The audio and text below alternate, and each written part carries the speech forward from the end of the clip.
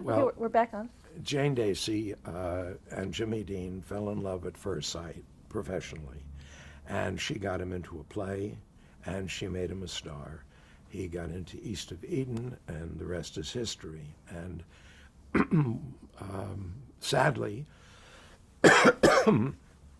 when Jimmy was killed, he had just the week before, Jane was in California because she worked in New York, but she would come to California when necessary, and she had a wonderful guy handling Jimmy out there, a man named Dick Clayton, who's still working with young actors, even though he's older than I am. And he was the only one who she would let handle Jimmy. Now she has this party the Sunday before he died, and he's about to finish shooting Giant. He has bought a Porsche, but he can't drive it. George Stevens, the director, won't let him drive it until to finish principal photography. So we have this party, and I want to do film, and nobody would let me do a film unless I had a star who would work with me.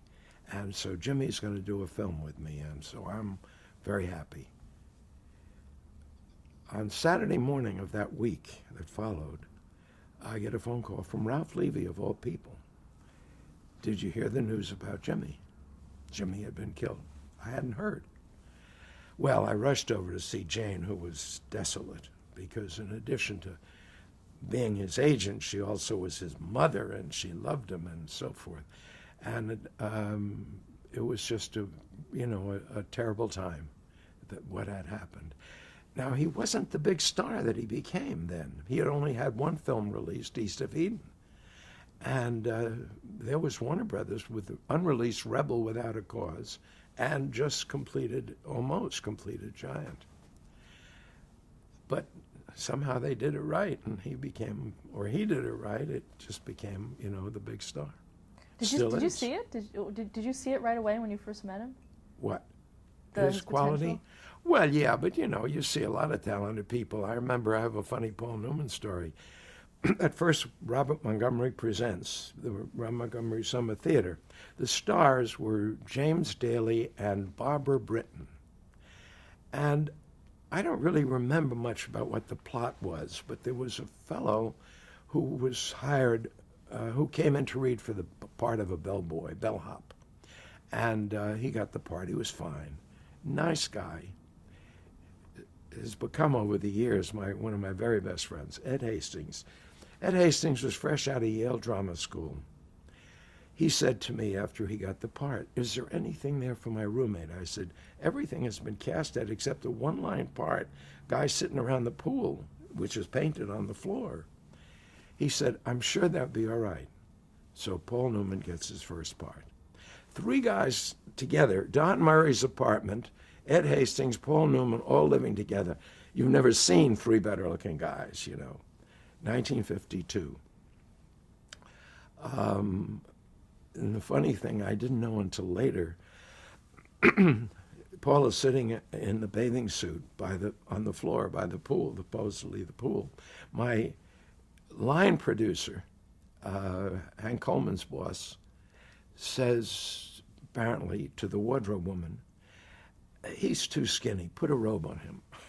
So Paul was so ignominiously defeated, because he worked so hard on that body there. But I never knew that until some years later when they told me the story there.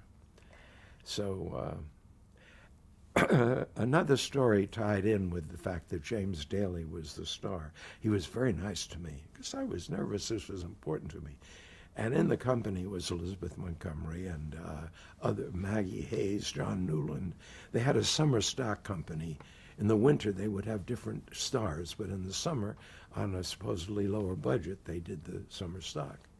But it was a good audition for me, so I could get to do this. Now we're back to 1953. James Dean, Harvest. Dorothy Gish is the star. Dorothy Gish is a big movie star, had been a big movie star. She and her sister Lillian, and what a lovely lady to work with. my friend Ed Begley played her husband, and Jimmy is the son, and there were, the girl that played opposite Jimmy was a girl named, at the time, Reba Tassel, later became Rebecca Wells, married the director Don Weiss, and I hadn't seen her in 50 years, and I ran into her a couple of summers ago. She lives in Santa Fe. Don had died, and she's living up there. And we kind of reminisced about, what it was like back then. I got to know her better before she married Don. She had been married, and she had 2 kids. And when she moved to California, we were moving out of one house to the beach, and she took over the lease on my house. So I got to see her over the years. Back to James Dean. Harvest is a show that works well as, corny Thanksgiving thing. I got hired to do more Rob Montgomerys. At the same time, I got hired to do Armstrong Circle Theater, which was a half hour. And on Armstrong Circle Theater, now I'm doing just what I want to do. I'm directing dramatic shows, But I feel I don't really know enough about directing. I get to meet Harold Clurman because I had met Stella Adler, who the famous dramatic teacher who had taught Brando and De Niro and so forth. But and she at the time was married to Clurman. So he's about to go into, this is now 55, early 55. So I'm directing Rob Montgomery, Armstrong Circle Theater, and I also pick up some extra money from a daytime show called Modern Romances. Modern Romances is produced by 2 guys that I apparently had worked for on something when I was at CBS, one of those game shows, Wilbur Stark and Jerry Layton. They were operators, but they had an idea, and they sold NBC on having, they would take an hour script, say a Rob Montgomery or wherever they could get the rights to a Philco or whatever, and make it into 5 episodes, 5 half hours out of the hour with lots of commercial time in the daytime, because in the daytime you could have more commercials than you could on the nighttime. They got Martha Scott to be the narrator, and Martha Scott had done some films. She was still doing films. She had done Our Town. She was the original Emily in Our Town, both in the play and the movie. And so she was the moderator, and we had different actors. I mean, I remember one with John Cassavetes and Phyllis Love, and I had an assistant who I had worked with on the Rob Montgomery. Now, the weeks that I got to direct Rob Montgomery, my agreement with them was Tom would direct Modern Romances. So I didn't direct them all. And, I was successful. I was working and doing what I wanted, but I didn't feel I knew enough. So I asked Harold Clurman, could I be your assistant on the new play he was about to do, which was Bus Stop by William Inge. So he said, I don't have assistants. And I said, Harold, I make $1,000 a week in television, but I really am a fan of yours, and I would like to learn. Well, when he heard I made that much money, because he didn't make that much money, I don't think, and he was a great critic too. Anyhow, he said, okay. So I stopped working. I worked for nothing. I was the assistant on the production. It was a marvelous experience. I learned a great deal the first 5 days of the way Clurman broke down his script. But then, as we sat in the theater and he was staging it, I had much better ideas, I thought. And I realized that I knew more than I knew, that I thought I knew, And that was a very good transition. When I got through with that, I was still, doing television. I was offered, Arthur Lawrence, playwright, had seen a show that I did, and he liked it. And I knew him slightly. And he was about to do a new musical. And he had some success in the theater. He had a play, was Home of the Brave, which was a war play that was fairly successful. But he was mostly a radio writer up at that point. But he had an idea for a musical, and he was working with Leonard Bernstein and a new librettist named Stephen Sondheim. And Jerry Robbins had an idea about doing Romeo and Juliet today, and Arthur had some thoughts on it, and they were doing a book. But he was worried about Jerry as a director of actors because Jerry was basically a stager and the most brilliant. Would I like to do that? 200 a week. My wife said, 200 a week, you don't have confidence. You know you can do that. What are you going to gain from that? At the same time, Bill Dozier, who had been head of CBS New York, had moved out to head CBS Hollywood. And he called me up and he said, would you like to come to California? We'll move your family, we'll pay you such and such, and you come out here. Well, my marriage was shaky. There was no commitment, and little did I know it was going to be West Side Story. So we went to California. I often wonder what would have happened if I stayed, but that was where my career went. And I was I had to get out of Modern Romances, and they were kind of tough. They made me pay to get out of my contract.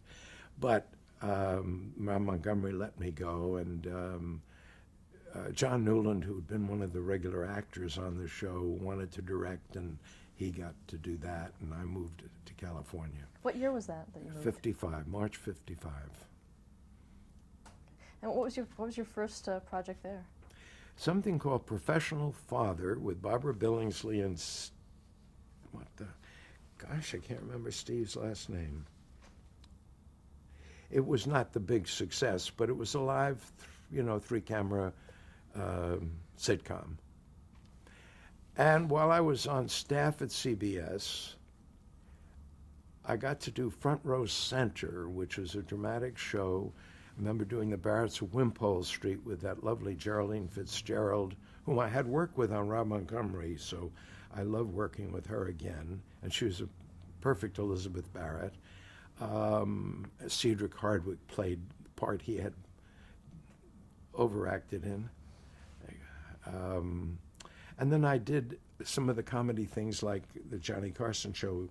It was a half hour. They were trying to find a format for Johnny, and this was kind of a little variety show produced by Nat Perrin. About that time, Dozier left CBS, and he went to RKO. Well, he didn't offer to take me to RKO, and there I was. And I wanted to work in films since I was in California, so I started watching other things being shot. And there was a guy I met, Richard Irving, who liked my New York background and my knowledge of actors and so forth. And he let me direct a show. He was working at Review, which later became Universal. And MCA at the time was my agent out there, and so I did a show. It was an anthology of some sort, dramatic show out there, and one thing led to another. Hal Hudson, who had been working at CBS and whom I knew, was producing for Dick Powell and Four Star. Four Star was a company started by 4 actors who were out of their movie contracts: Dick Powell, Ida Lupino, Charles Boyer, and David Niven. So I went to work on shows like that, and I was doing film. Funny story, I'm doing a Western, Zane Grey Theater. I didn't know what a Western salad was. I rode on a horse in Central Park. But I felt very uncomfortable with the crew out on location. So Robert Ryan was playing the lead in this first show, and was a wonderful actor both in theater and in films. And the way that horse stopped right on the mark impressed me, and I told him that.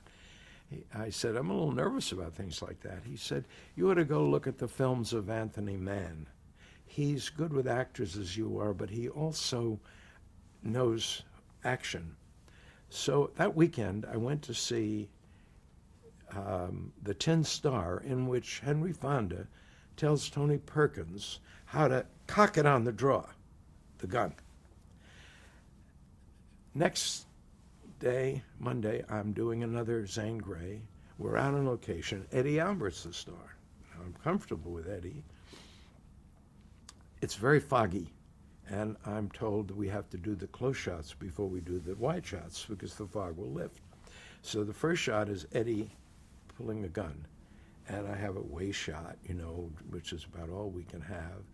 And the gun gets stuck. I said very authoritatively, no, Eddie, you got to cock it on the draw. An expression I had not heard 3 days before. Well, no one in that crew ever gave me any trouble because I sounded so authoritative. Whether that was the reason or not, I don't know. But then I got to do several more of those. They had, Now, in general, what were the differences between directing in New York and directing in Los Angeles? Well, live television, there were no differences, except CBS, NBC difference. And in Hollywood, when I left CBS, I think I did some other live shows. I came back and did a Rob Montgomery. Went out to Burbank, and at NBC I did a Shirley Temple storybook with Gloria Vanderbilt, I remember. Terrific lady. And mostly that, and also at that time, there was a company called Ziv. It had been a radio syndication company, and they had a studio next to the Goldwyn Studios where they turned out television shows to be syndicated. Now, you could do that on film. Live television, you couldn't do that. And they had various things like Highway Patrol with Broderick Crawford, and they had it had been a radio show with Gene Herschelt, and McDonald Carey was young Dr. somebody, and young Dr. Christian. And there was a couple of playwrights named Lawrence and Lee. Jerome Lawrence and Robert E. Lee had been in radio and had been in television to a degree, but they wrote a successful play on Auntie Mame. And so they were very hot, and they also had some other plays like Inherit the Wind, which they had written, which came out later. But Jerry had seen a Rob Montgomery that I had directed and was very impressed with an actor that I had worked with, that he knew, because he said he's never given a better performance. He was going to do a television series because he got the rights to do a series on West Point, because the generals' wives wanted tickets for Auntie Mame, and he said, well, if you get me the rights to do a television series at West Point, I will get you tickets for Auntie Mame. True story. Okay, West Point, Ziv, 2 days apiece, 6-day week then, 6-day work week. We shoot 6 episodes, locations at the Academy at West Point. We shoot the interiors, and I do every other show. Leon Benson and I alternate on the shows. I get Jane Dacey the job of casting the New York parts, the actors who were only working in New York. And that's when I first met Larry Hagman, because she said, don't tell anybody who his mother is. Mary Martin, who was then the reigning queen of Broadway. It's great fun. I've never been on difficult locations like that, and very tight budgets. We're up on the mountain in the snow. And this is a funny story. The military academy gave us a lot of things. Uniforms, extras, locations. The only requirement was that the actors had to be in full dress if they were on the academy grounds because of the other cadets. And the other was that all roommates had to be the same size. If you were 6'6" or 5'5", your roommate was 5'5" or 6'6". Well, Jerome Cortland was a fairly successful actor, done some Disney stuff and all of that. And he had the lead in this script about a ski story. The guy's father crashes the plane in the mountain and they go and ski down and rescue him. So I'm auditioning in Hollywood. I'm auditioning boys for roommate and men. And guy comes in. By that time, I'm pretty good at judging heights and weights, so I felt like I could join the circus. I guess you do it so much. And this 6'5" guy comes in, and I said, "Do you ski?" "Yes." So Clint Eastwood gets the job. Now we're up on the mountain. We're shooting. It's snowing. Light goes early in the winter. And I say, "Now, guys, you're going to start up at the top, and you're going to ski down, and you're going to come to the plane, and as you start to open the door of the plane, I'll cut, then we'll move in." Okay. Clint comes over to me. He says, "Oh," and I said, "and when you're skiing down, guys, stay close together so I can keep you both on camera." Clint comes over to me, and he says, "I can't do that." I said, "You said you could ski." He said, "I needed the job." Well, I don't have stuntmen in those days, you know. I have a technical advisor, but he's not 6'5". So I said, "You guys start on the mountain. The camera's going to go with you, Jerry. And then just as he gets here, Clint, you ski in past camera and you'll both come to the door." I don't know how I thought of that. I saved the day. But where, when you don't know anything, things come from, I don't know. Clint was always, is always, has been grateful to me for that particular moment. So I was very proud of him when he won the award this year. Now, were there any other restrictions in terms of storyline for the West Point story, in terms of the Department of Defense? I know that one restriction was if we didn't finish the shot, we would do a line of narration, but there was no overtime. I don't know, really. You know, I've never seen the shows. I don't know where they are, where they could be. I'd love to have a copy of some of them because we used a lot of good people in them. I did 13 of the 26, and I don't, you know, but it was fun. And I got to New York a lot, too. I got to see my folks, and I saw shows and things. So I remember one night we're driving into town. One of the actors in the cast was a young man named Eddie Foy IV. His father and his grandfather and his great-grandfather all had been famous Broadway stars.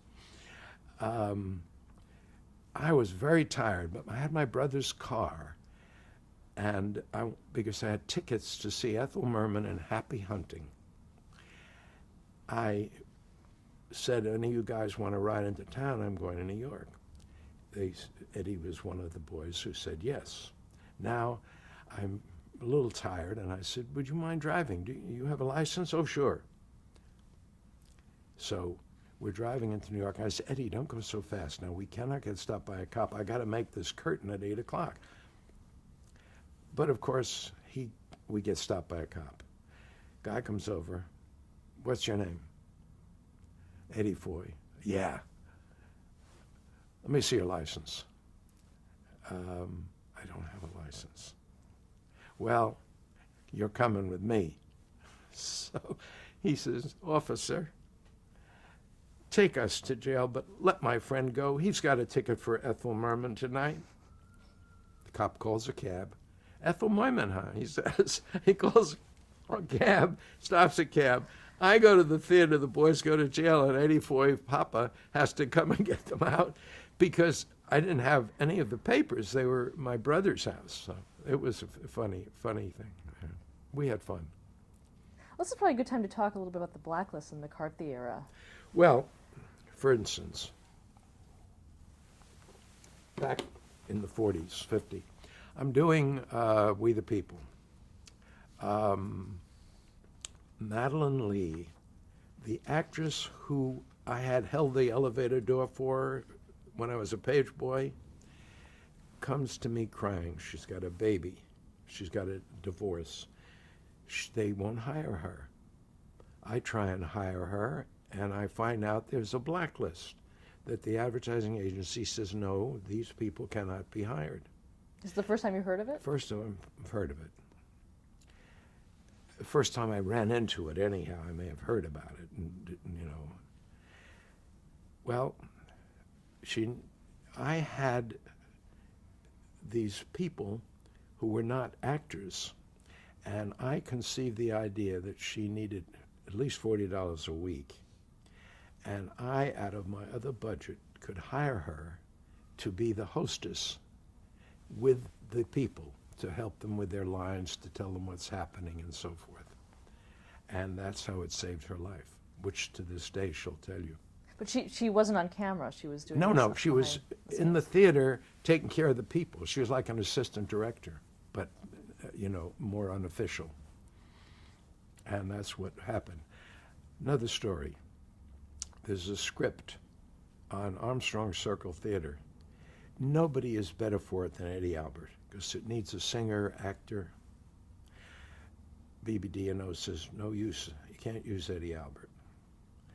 I said, if I talk to my friend Max Banshoff, the advertising manager, can I use Eddie Albert?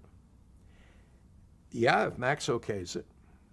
I go to Lancaster, Pennsylvania, and I say, Max, this script coming up is just terrific, and there's only one guy who can play it. And I tell him, Jim, the Russian Navy's at our door. You got to be careful of these commies. I said, look, he's lived next door to me at the beach. I did a lot of shows with him. He's not a communist. You don't know. I said, well, look, even if he were, what harm could he do? He could grab the microphone and incite the country to riot.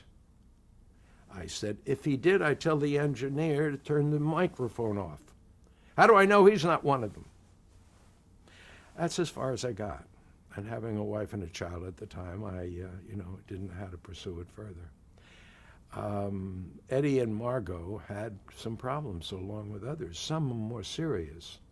But I'm in California. After we were talking about West Point, I'm doing Celebrity Playhouse for Screen Gems, half-hour dramas, movie stars, and they like me.